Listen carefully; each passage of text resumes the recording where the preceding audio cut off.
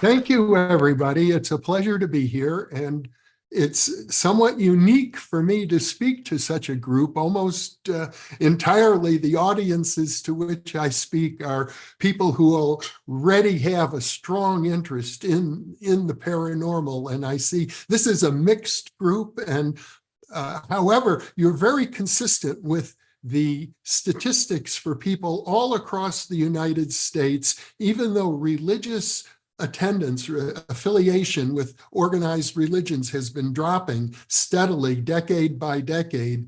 The number of Americans who believe in life after death has remained constant at about 70% over the decades. So that suggests something very important to me, which is that the belief in the afterlife isn't based strictly on religious indoctrination. It's based on other things that I would call the evidence. And that's what I'm going to talk about today.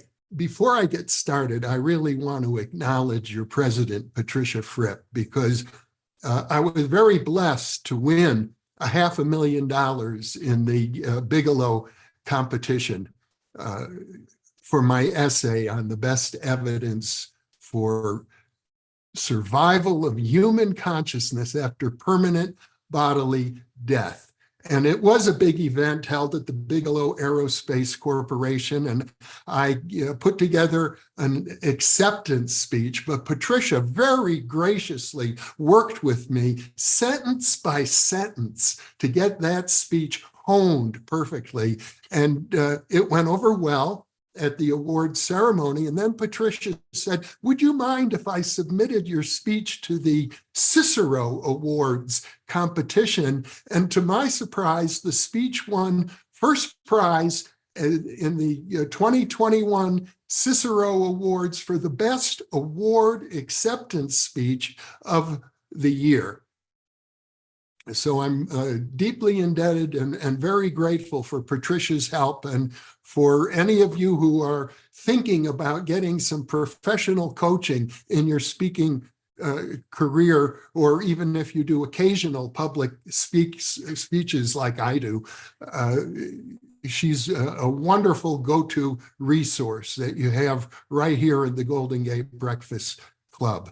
And I thought what I would do is share with you some excerpts from that acceptance speech to give you an idea of how my life was completely transformed by a very brief contact with the afterlife.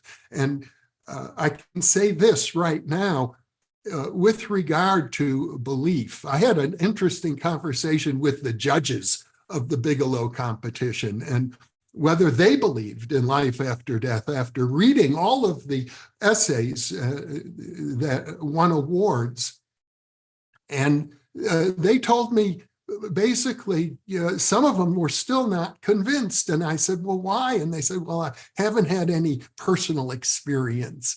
And it seems that that is the demarcation. If you have had a personal experience, such as several people shared in the introductions here, you have no doubt. People who have had near-death experiences, 99% come back and say, I have no doubt whatsoever about the afterlife. I've been there. But if you haven't had the experience, it's very natural to have doubts, even if you've been thoroughly indoctrinated by your religion. One other thing I want to mention before I get going is that if you're interested in having that 5-volume set that contains all 28 of the winning essays, I can enter your name in a lottery. I'm told by Robert Bigelow, is very graciously donating these books to me to give away, that there are lots of them. So chances are, if you enter the lottery, you'll probably receive a set. And what you need to do is just put in the chat that you would like a set of the books, and put your name, your email address, your telephone number, and your shipping address. And we'll take it from there.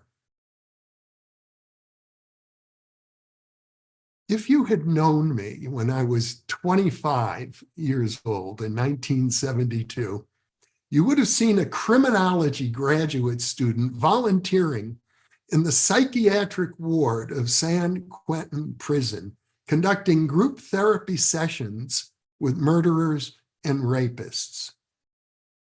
Imagine how I felt then when, upon awakening from a dream that felt more real than real, I was crying tears of joy and simultaneously singing one of the most sacred songs from my Jewish religious tradition, Avinu Malkeinu, which is typically sung only in the high holy holiday rituals. Although I didn't realize it then, that was the moment that led me to my destiny of being here with you today. My great uncle Harry appeared to me in that dream. We communicated at a soul-to-soul level. I was so touched.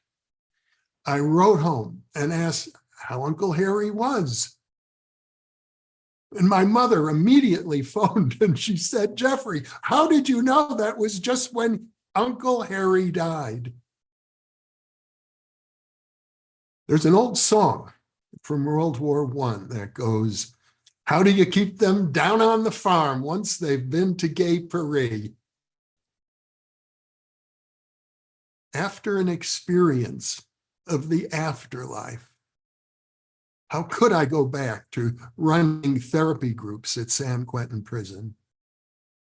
Against all odds and all advice, I took a step and created an individual interdisciplinary doctoral major in parapsychology. Even today, if a student says, "I'd like to have a career in parapsychology," they will probably hear from every knowledgeable person, get a degree in some conventional field first, establish yourself, wait until you become tenured, then you can begin to explore the parapsychological dimensions of life. But imagine my pride in 1980 when I opened the package that contained my doctoral diploma and saw my degree from the University of California at Berkeley. I wonder if they were embarrassed to give it to me. To this day, it remains the only doctoral diploma that says parapsychology ever awarded by an accredited American university.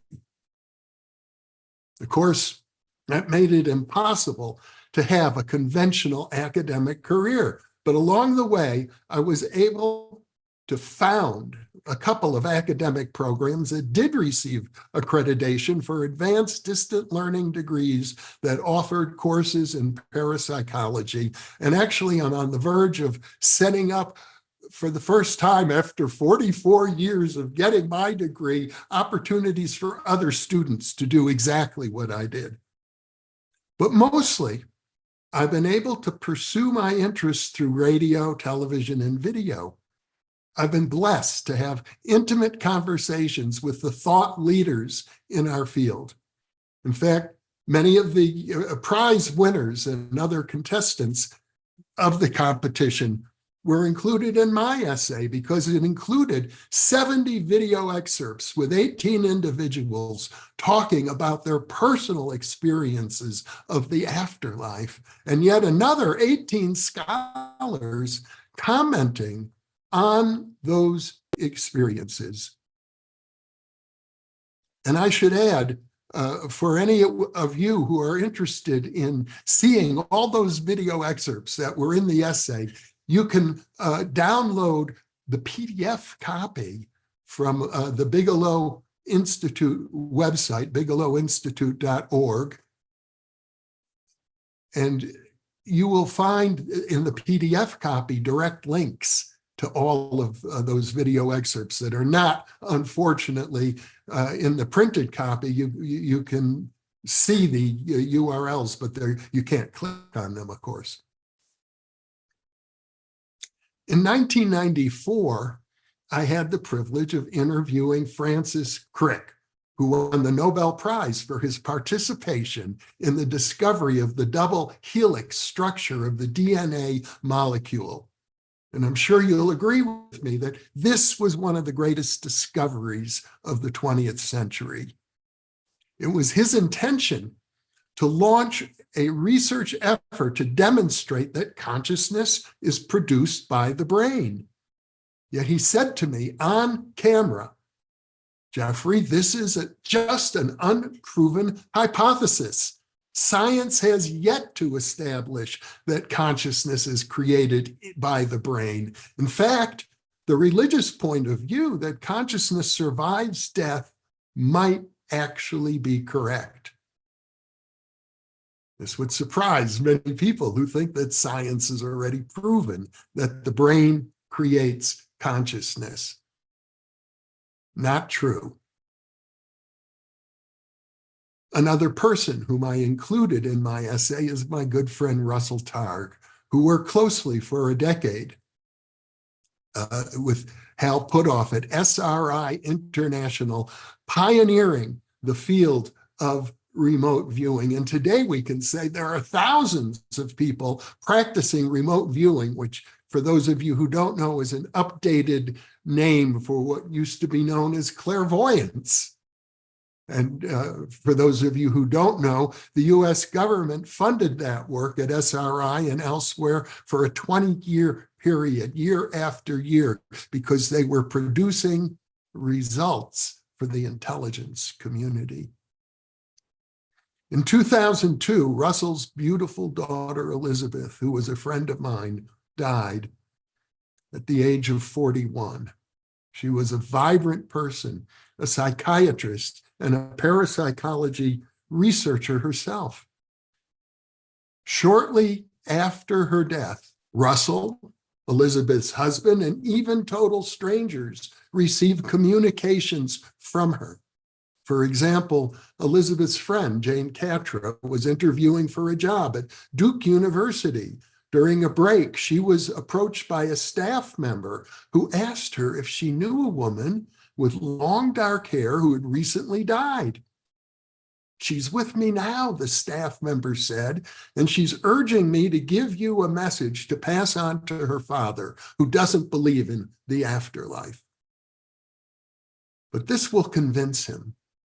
She's telling me that when she was 2 years old, he forced her to wear a red dress that she refused to wear and tore it off. And when Russell heard this, he realized that he was the only living person who knew about this event because his wife, who was with him at the time, had already died.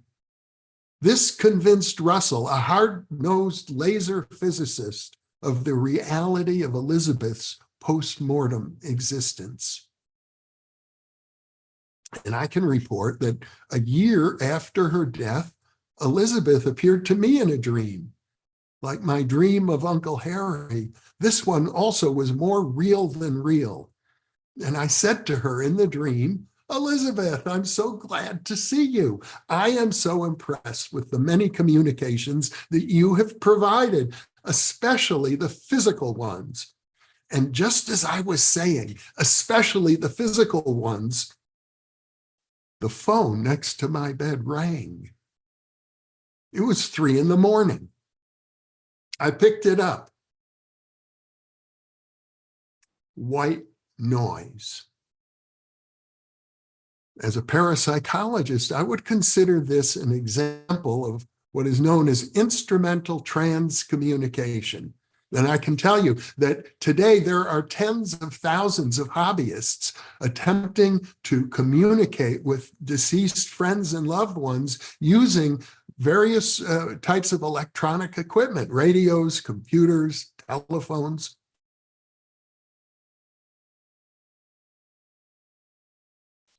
Since I won the Bigelow Award, many people have told me, "Jeffrey, this is a validation of your risky decision nearly 50 years ago to pursue a doctoral degree in parapsychology."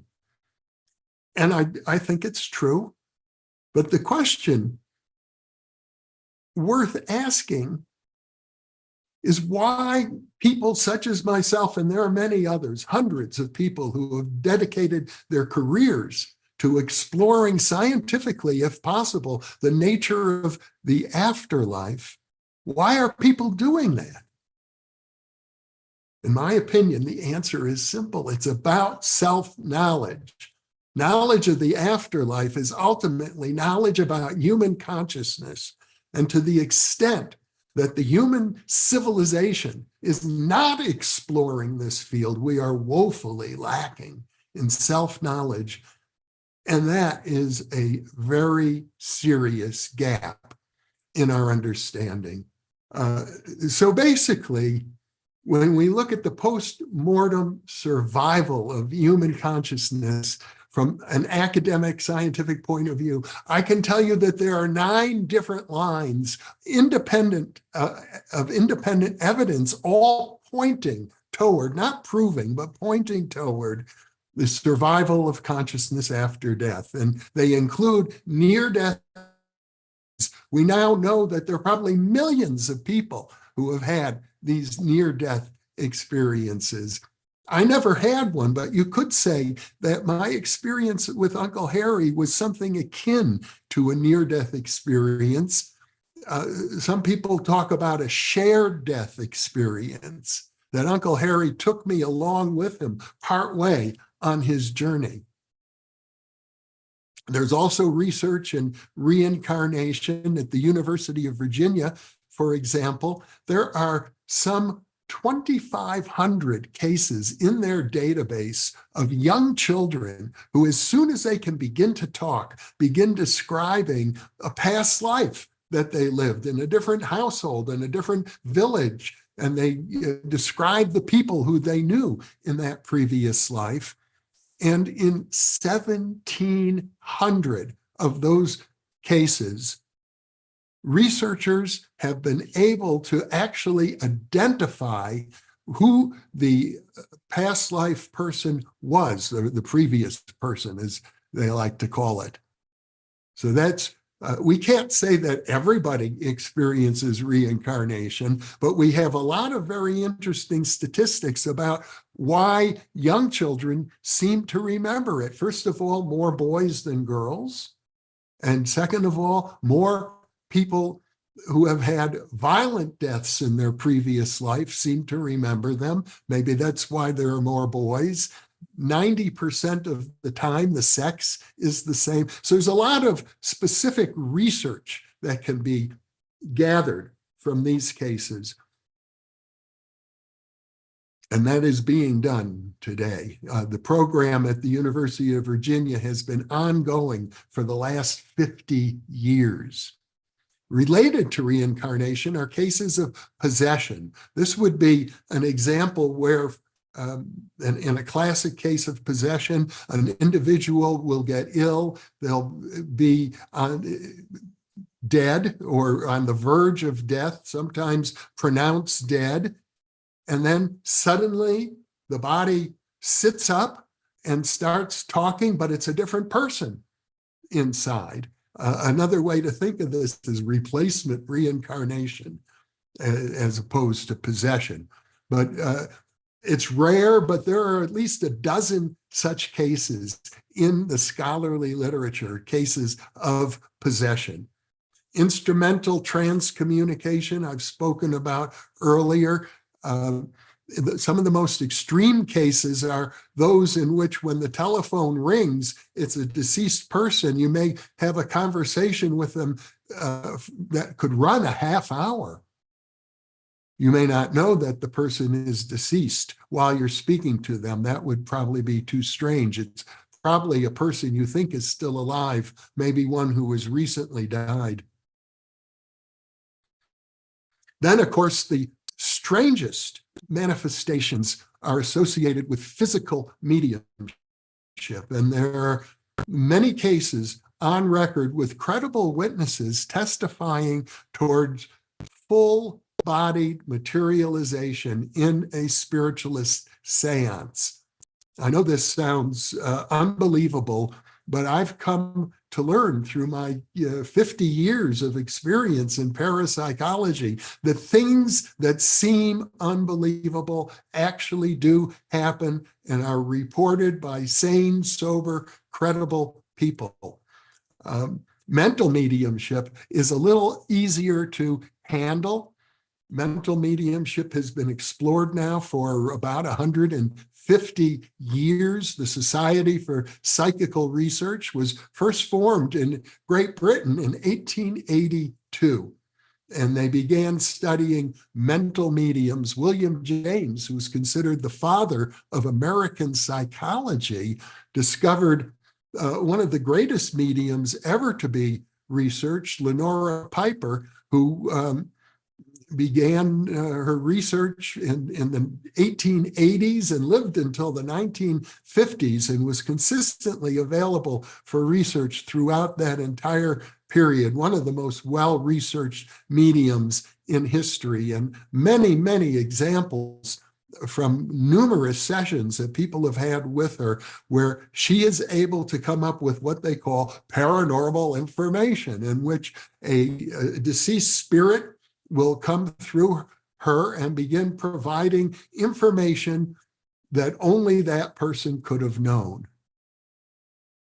Xenoglossy is a phenomenon. It's rare, but there are about half a dozen cases reported in the literature where people are able to speak a language, sometimes an archaic language, that they never had the opportunity to learn while they were alive.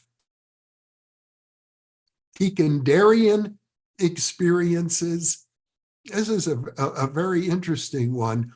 The phrase Pekindarian comes from a poem by John Keats, and it refers to the Spanish explorer Cortez. When he came to the Isthmus of Panama, his men climbed a peak in the province of Darien, and they were surprised when they got to the top of the peak to look out and see the Pacific Ocean on the other side. So Pekindarian experience is when you're confronted with something totally unexpected.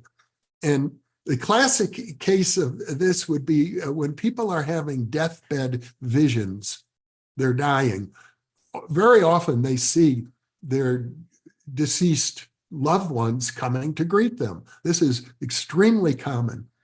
But sometimes coming amongst the deceased people coming to greet them is somebody not known to be deceased at the time, a person who the dying person thought was alive, but there they are on the other side already waiting to greet them.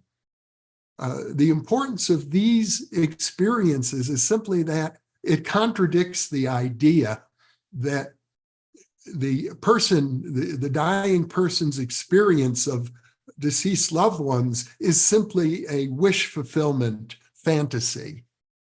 A wish fulfillment fantasy would not include people who you think are still alive. And finally, the most common experience of all, after-death communications. And you could say that my experience with Uncle Harry was an after-death communication, or my dream experience with Elizabeth Targ was an after-death communication. These are very common. People report them in any number of ways. In dreams is probably the most common, but they can occur through visionary experiences. They can occur through synchronicities. And sometimes it's a question simply of you want to have a conversation with somebody and there they are. Now, I'll stop sharing since I've gone through the list. There's a lot more to say. It's a wealth of information. The evidence actually for survival after death, if you were to consider all of the scientific reports that have accumulated in the proceedings and journals of the Society for Psychical Research and the American Society for Psychical Research and other societies throughout the world over the last 150 years, is absolutely overwhelming. So in the Bigelow essay, the goal was to present your case as if you were in a courtroom, and you wanted to present a case that would be acceptable by a rational person beyond any reasonable doubt. And I believe that the evidence actually does achieve that level of conviction. So I'm very happy at this point to throw the floor open to your questions.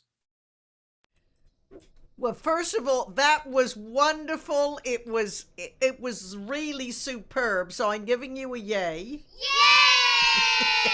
And and thank you for the shout out.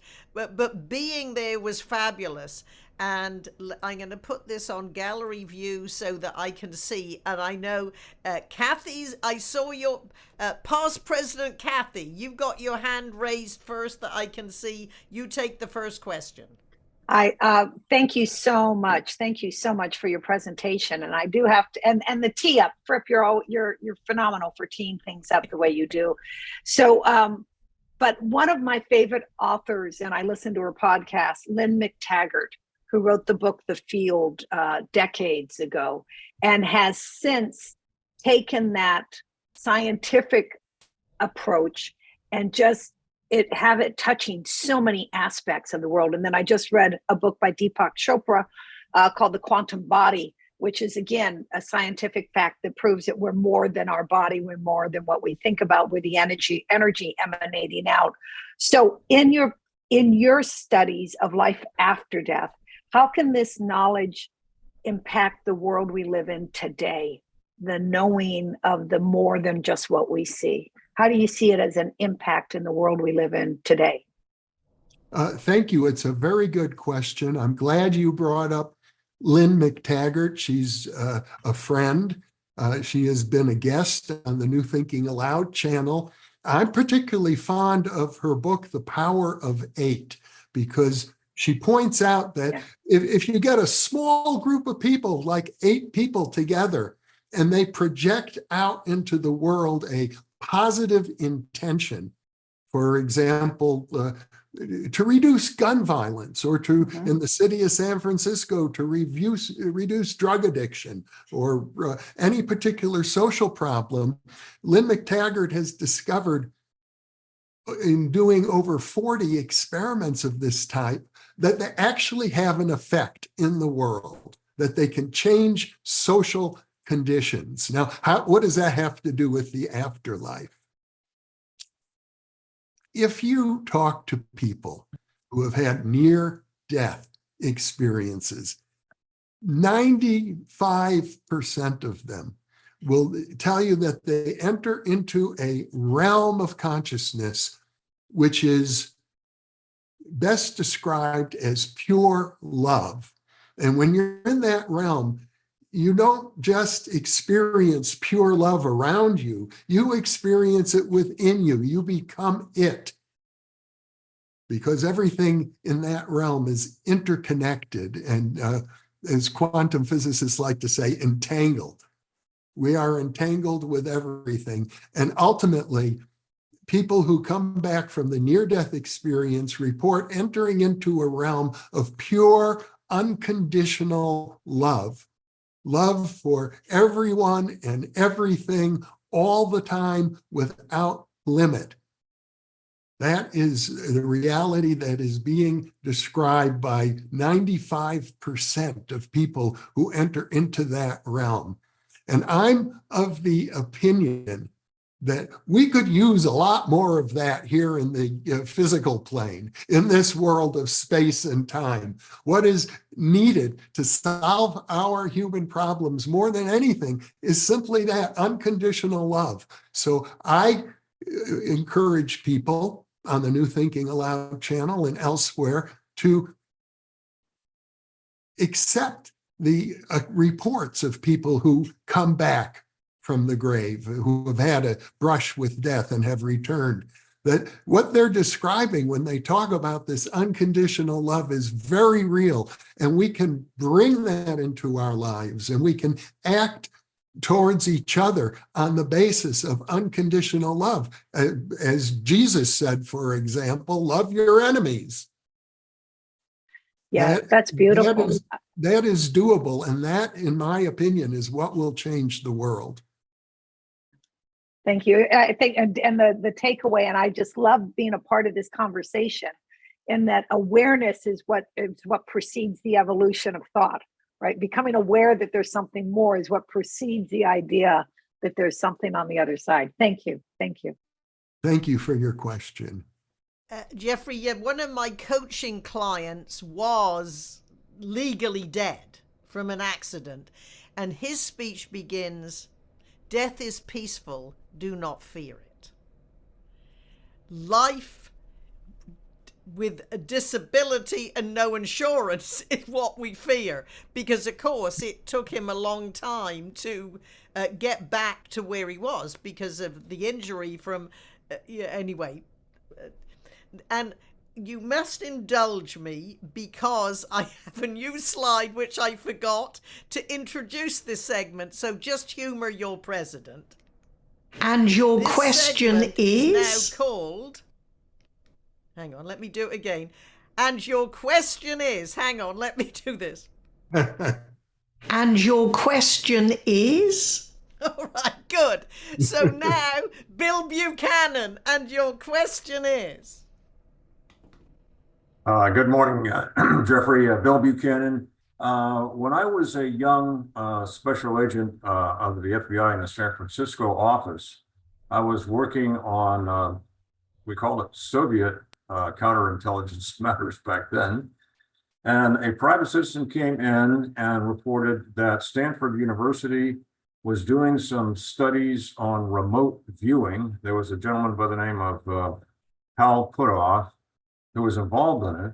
And I can't remember whether this citizen was in touch with them or in league with them, but we had several sessions in the ensuing weeks about this phenomenon. And he said, the reason I came to you guys is that the Soviets have advanced to a point where they can, he didn't use the word weaponize, but we use it now, the ability to remote view sensitive, classified, secret American, information and facilities. My question is there still some research going on at Stanford about that phenomenon?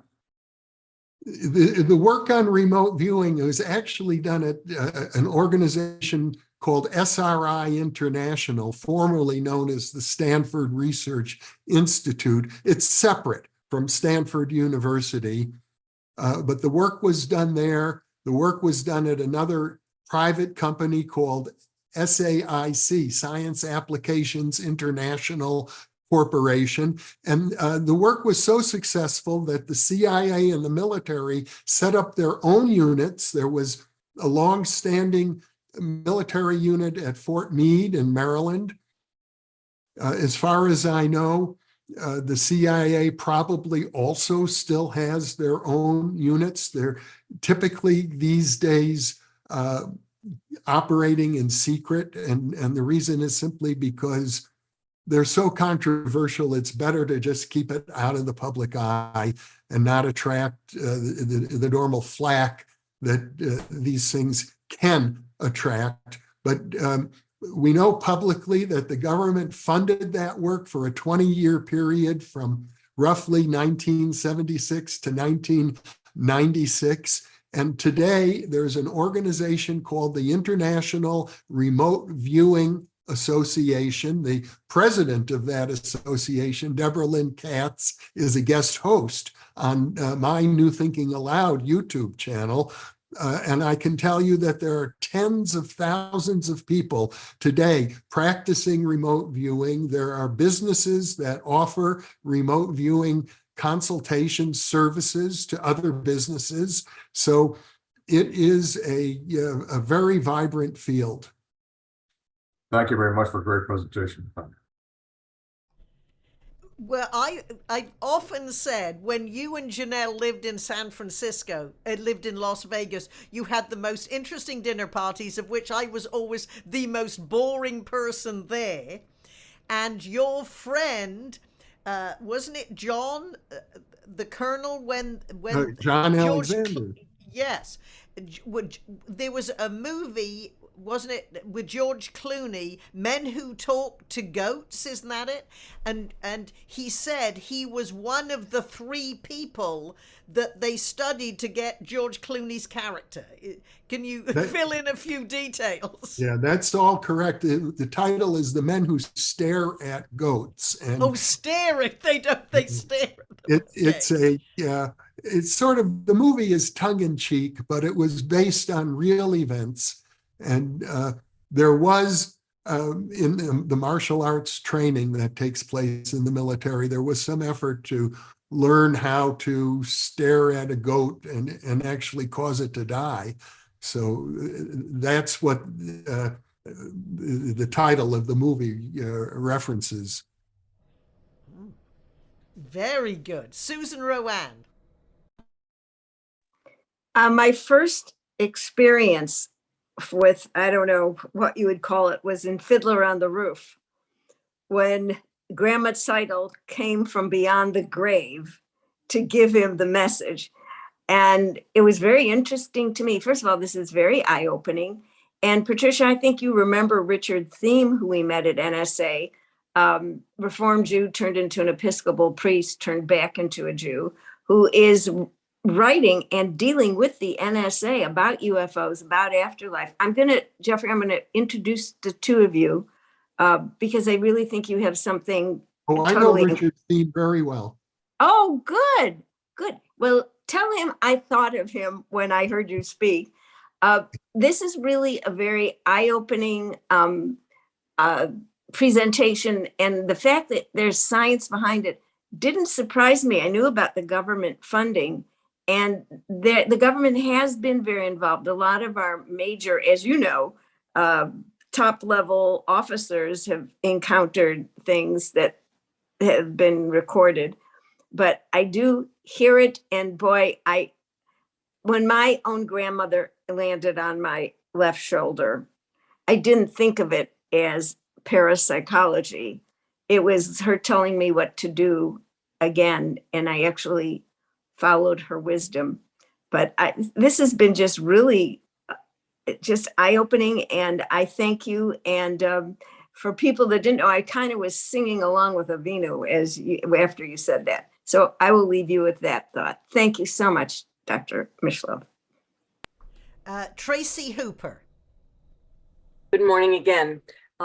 When Henry and I, my husband and I, were expecting our first baby, I went into labor, and I'm 5'2", and my daughter was 9 pounds, 10 ounces, a big baby.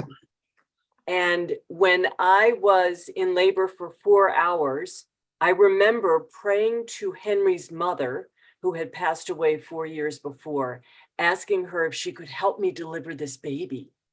And I truly felt her presence in the delivery room. Was that an event? Was that what you're talking about? Could well be. When you talk about a spontaneous event that occurred to you, it's hard for me to know objectively exactly what happened, but if it felt that way to you, I'm of the opinion that people's own reports of their inner experience need to be taken very seriously. One of the reasons that parapsychology is often dismissed, and in particular, the study of life after death is often dismissed as people say, oh, it's all anecdote. But anecdotes are people's personal reports of their inner mental experiences. So I regard it not as just a mere anecdote, but as evidence. Thank you for that. May I ask a follow-up question, President Fripp? Okay. The other question I have is, with so much trauma in the world and people talking about the trauma that they've experienced, if they have an experience where someone visits them who has passed, do you find in your research that helps them to be more at peace with their own trauma? I'm not sure explicitly about the trauma question, but I can tell you there has been quite a bit of research with mediums and people who have lost a loved one and then go to contact a medium to have some sort of communication with their deceased loved one. And the research suggests that this is very helpful in getting people through the grieving process. Thank you very much. Janelle Barlow? Okay, this is something I've heard you talk about, Jeffrey, but I'd sure like you to share it with the group. And that's the story of Elizabeth Kubler-Ross and the person that she met in the hallway and so on. Yeah. Oh, okay. Well, the purpose of telling that story would be that people who have had encounters with the afterlife often have their lives changed in dramatic ways as a result of that. That's what happened to me. I switched from being a criminology graduate student to creating a very unique, never done before degree in parapsychology.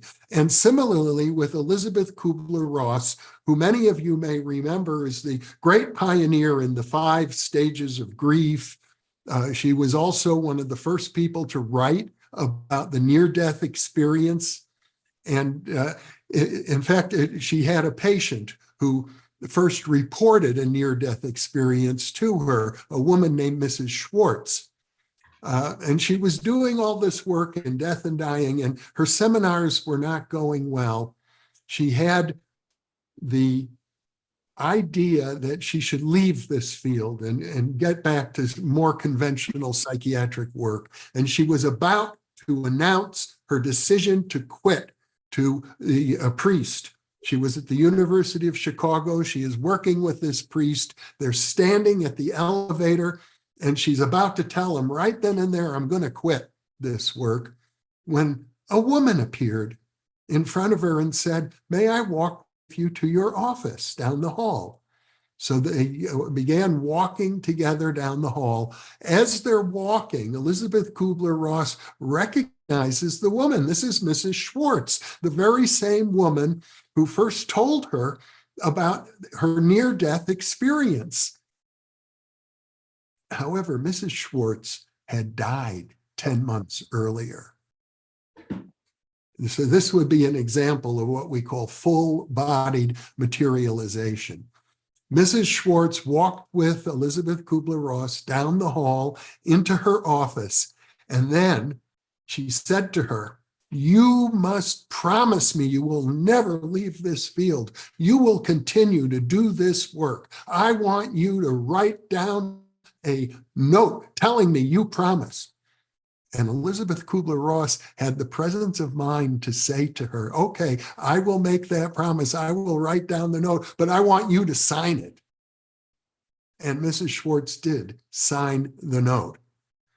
And then she walked out of the office. And Elizabeth Kubler-Ross, thinking about what had just happened, she had the note in her hand and she kept it for years, holding it up in her lectures, talking about how Mrs. Schwartz had materialized and saved her career. She was later listed by Time magazine as one of the 100 most influential living, well, not living Americans of the 20th century. Her work became that important. So after Mrs. Schwartz left her office, she opened the door. She looked down the hallway. She wanted to get another view of her, but there was nobody in the hallway. Now, my question was, when Mrs. Schwartz left her office, did she go through the door or did she open it and walk out? Yeah, I presume she opened it and walked out. Okay, good. All right, let's just acknowledge another of your guests arrived, Janelle. Of course, Gail Rubin from your chapter, past president of your chapter, and also Claudette Good O'Neill is here because, you know, she has a coaching client right up till 8 o'clock. Arlen, you have the question.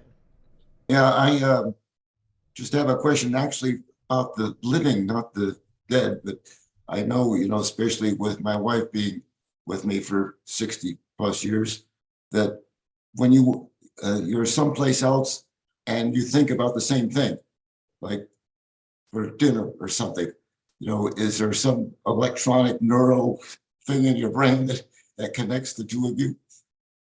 What a good question. And in fact, there has actually been research showing that when two people have what you could call a telepathic experience, they're having the same experience. One may be actually sending a telepathic message to the other person in a different room, and the other person receives the message. They could both be wired up to EEG equipment, and the research shows that, yes, people experiencing telepathy will also experience a certain synchronization of their brain waves together.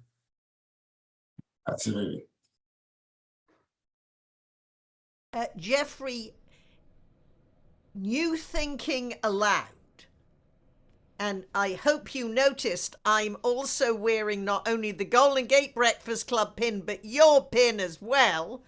And tell us about some of the people you interview. And one I remember when I was staying with you in your new fabulous house, and I know my bedroom is ready for my next trip. You were telling me about a chess master playing a Russian chess master. So that's two questions. The type of people you interview, and if you could retell that story just to humor me, I loved it so much. Okay, well, the New Thinking Aloud channel is my YouTube channel. You can go to New Thinking Aloud, ALLOWED, not ALOUD. It's all one word, newthinkingaloud.com. We have over 1,000 videos. Primarily, we focus on the paranormal, consciousness research, and spirituality. Those are the three main topics. I've been doing these interviews since 1972. That's another magical story. Shortly after my dream of Uncle Harry, I had another dream that led me into this career as an interviewer. And it's been now over 50 years I've been doing that. And actually, New Thinking Aloud, the name refers to the original Thinking Aloud television series, which went out on the satellite to public television stations all across North America for 15 years, between 1987 and 2002.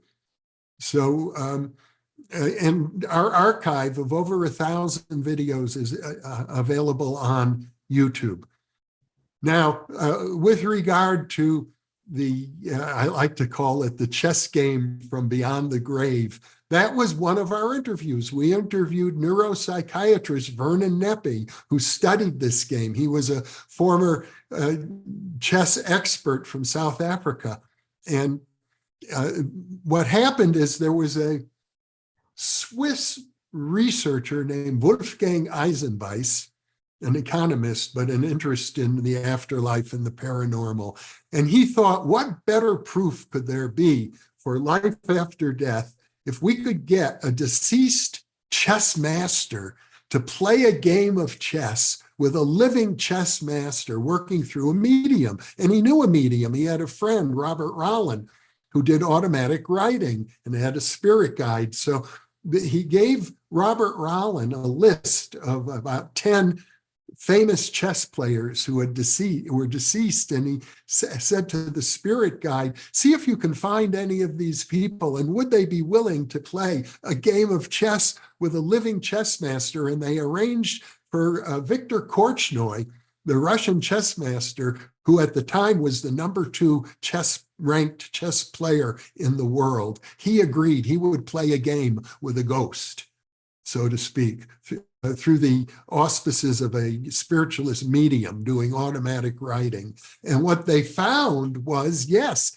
that detailed communications began to come through from a Hungarian chess player named Geza Maraksi, who had died in 1951. And this game, we're now talking about, as I recall, 1987. And Meraxi answered hundreds of questions about his life when alive. They were about 98% accurate, very obscure questions, and played this game of chess with Victor Korchnoi. And Korchnoi won the game, but there was a point at which he thought he might lose. It appeared as if Meraxi was playing according to the style of chess he played when he, back in the 1940s, was the #2 ranked player in the world. But chess had advanced a lot since that time. And so his opening moves were weak, but he played a very strong mid-game and nearly won. But at the end of the game, Korchnoi admitted he almost lost the game, but he did win. Now, my good friend Russell Targ happened to be the brother-in-law of Bobby Fischer, the famous American chess master, maybe the greatest chess player of all time.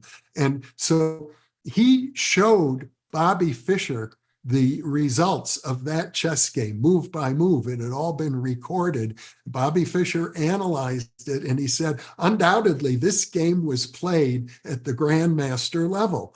This was, a brilliant game of chess. So I regard that game as one of the really strongest examples of evidence for the afterlife.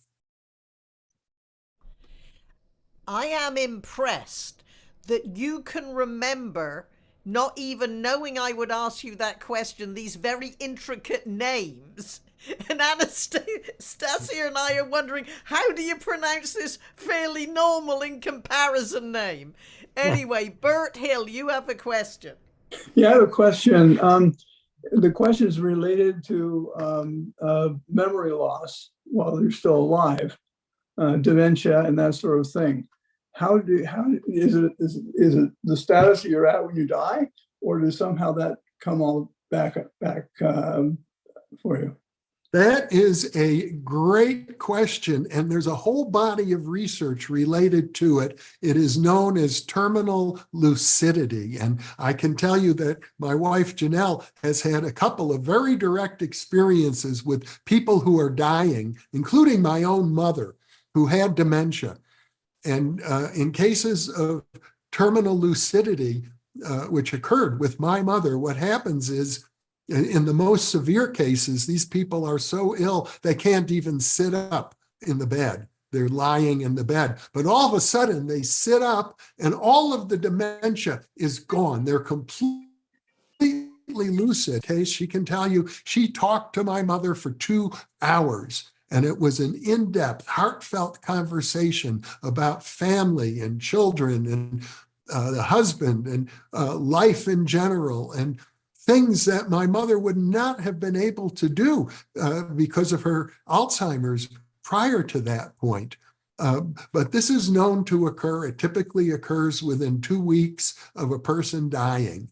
And the best explanation for it that I can think of goes back to William James' idea that the brain is not the generator of consciousness, but the brain operates more like a filter or a radio receiver of consciousness. The consciousness comes from another realm, I like to say outside of space and time completely, and that the brain is able to receive consciousness from elsewhere, so that as a person is dying and the brain deteriorates, particularly if they have dementia, it can no longer filter out the enormity of our consciousness coming from this non-physical realm. And so people are able to demonstrate abilities greater than they had when they were dying. Thank you. Another example, I could add that to my list. There could be a 10th line of research that points toward survival after death. Terminal lucidity is the technical term. Very interesting. Thank you. And having met your mother, even with dementia, she was totally delightful. I agree. And if you've ever seen how any son and daughter-in-law would respectfully involve mother, and she was a total delight. So that was amazing. Claudette Good O'Neill. Obviously, Jeffrey, you can see that we are very excited about your subject. It is 9:03, and if you still have time, we'll still take some more questions. So over to you, Claudette. So I have a story to tell you, and I don't know how to ferret it out, but I will tell you what happened. My parents were divorced and didn't get along toward the end of their lives. However, on the Father's Day before my father died, they were all together because we had a family gathering. And he reminded my mother that in her family, one partner always goes shortly after the other. In August, he died. And we were about to go to his memorial service at the Swedenborgian Church in San Francisco. And my children, who were very young at the time, usually fought over what they call shotgun seat. And both of them said, no, we'll get in the back seat because Grandpa wants the front seat. And so since they said that, I drove from Pacifica along the ocean toward the Swedenborgian Church because he always loved that view. We got to the Swedenborgian Church, and if you know it, it has a little pond. And we were early, so I gave the kids pennies to throw in. One of the pennies, I swear to you, there was another adult I didn't know at the time, saw it too. The penny went in the water and then came out of the water. And when we touched it, it was wet. So I held on to it. I thought, that's special. Well, after the service, we're just standing around talking, and the penny jumped out of, like my elbow was hit, and landed near my mother's purse.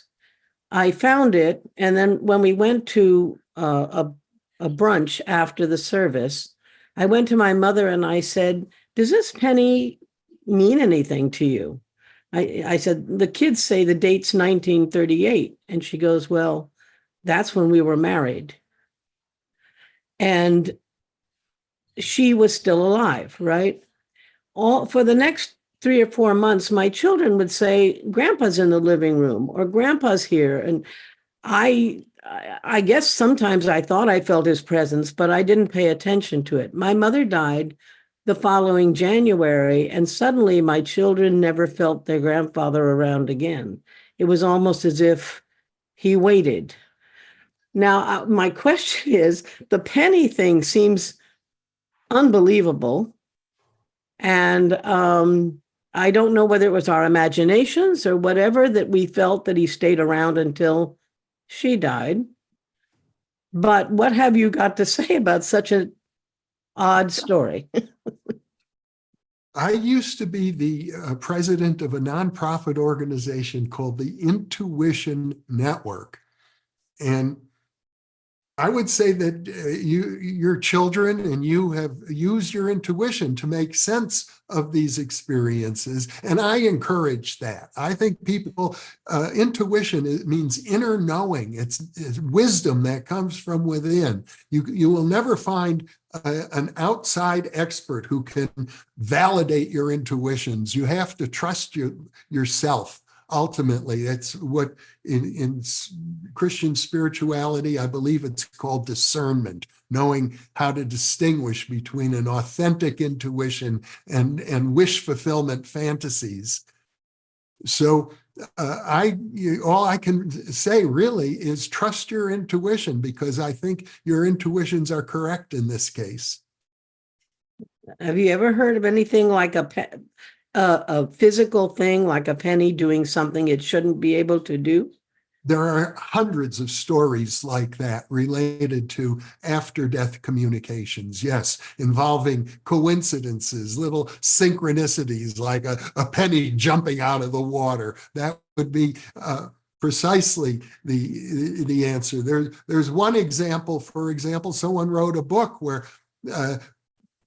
a friend of theirs had died, and the friend, they used to play marbles together, as I recall. the story, and the friend loved what's called the cat's eye marble, a particular marble. And so this person wanted to communicate with their friend, and all of a sudden, out of nowhere, it's everywhere they turned, there were these cat's eye marbles, like dozens and dozens of them showing up. So it does appear that people in the afterlife, at least some people, have the ability to manipulate situations in our space-time universe. Thank you. Mike Milstein, but Yeah, before I've you got ask, I've got just hold on one second, Mike, and then Colin. Okay. Janelle, have you collected all the addresses that people have put in the chat for Jeffrey? You know, I had to leave for a moment because I froze on the screen. I don't know if you could see that. And so I left. And now that I'm back on, I have a brand new chat box. So I did not get those addresses. Okay. Susan Rowan, can I delegate to you? Because I can't chat and listen to everybody and keep on track. Can you copy all the chat to get the addresses for Janelle? I can do it by hand. I don't know how to copy a chat box. Okay. Oh, it's Eva. Fenari, can you do that for Janelle, please? yeah. Yes. Mhm. Okay, good. If you just go once under it's closed, I can't get them. So Yeah. copy it. But if anyone wants to email me, pfripp@fripp.com, I will make sure Jeffrey and Janelle get them. So we've got Mike Milstein and Colin Hussey.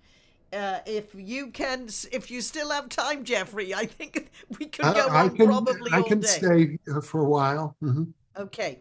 Mike Milstein, then Colin. Well, this just reminds me of a story relating to the subject matter. James Patterson was visiting a friend on his deathbed, and in walks the person's priest, and his friend points a finger at the priest in a very stern voice, said, "You better be right." Mhm. That's it. Shit. Well, What can you say? Well, and I'm sure, I don't know if he ever came back to said thank you, you were. All right, Colin Hussey. well, this thought occurred to me while I was listening to your talk, and it it veered toward battlefields.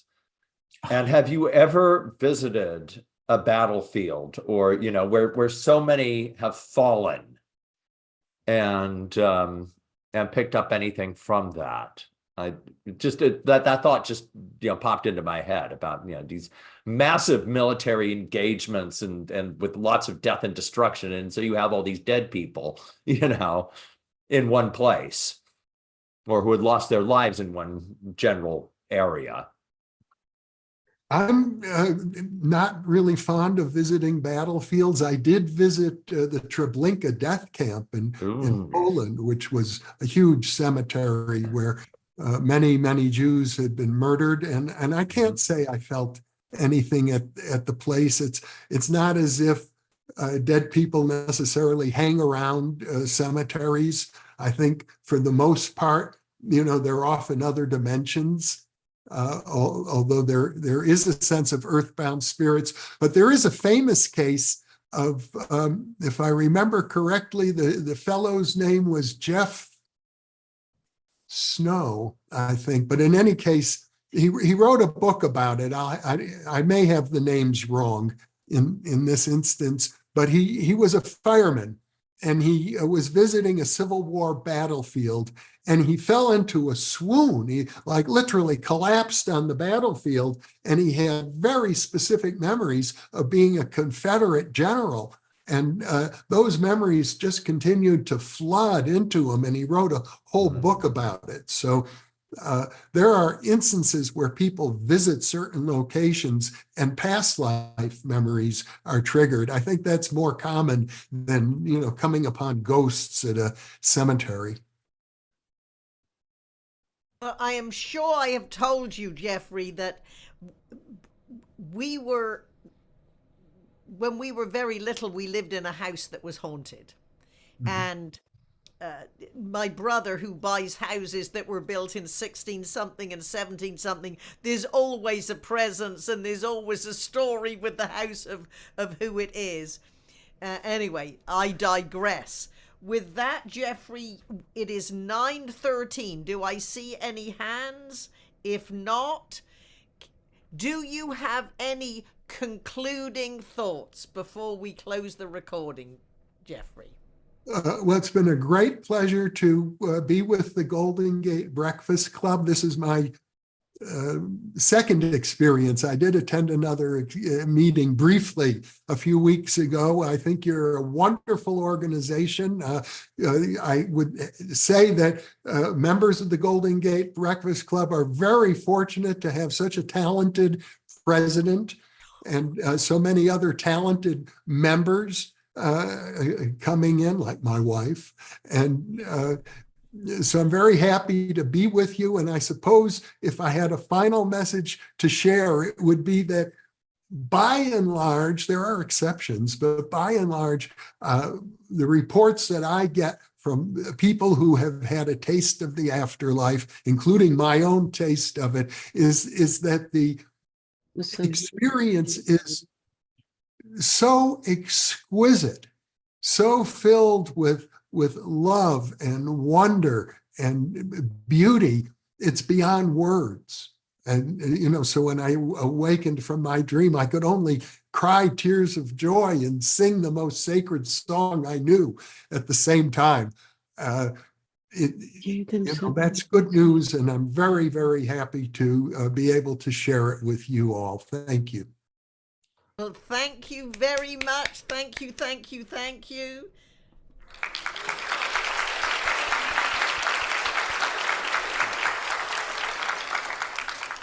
And Pete